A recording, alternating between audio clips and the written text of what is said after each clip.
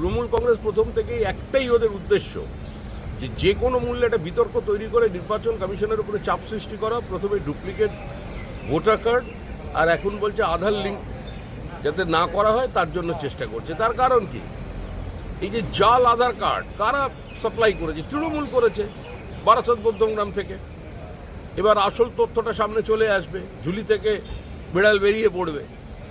এই জন্য তৃণমূল কংগ্রেস বাধা দিচ্ছে। তৃণমূল কংগ্রেস স্বচ্ছতা চায় না। তৃণমূল কংগ্রেস রোহিঙ্গা, বাংলাদেশি, মুসলিম অনুপ্রবেশকারীদের ভোটার লিস্টে নাম ঢুকিয়ে রেখেছে।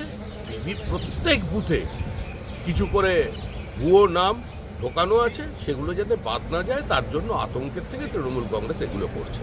তৃণমূল কংগ্রেসের উদ্দেশ্য এক, এবং তার দিকেই তৃণমূলের লক্ষ্য, যে কোনো মূল্যে জালিয়াতি, দখলদারি, ভোটার লিস্টে কারচুপি করে নিজেদের ক্ষমতা ধরে রাখা। কিন্তু এতে খুব একটা লাভ হবে না, তৃণমূলের বিসর্জন নিশ্চিত।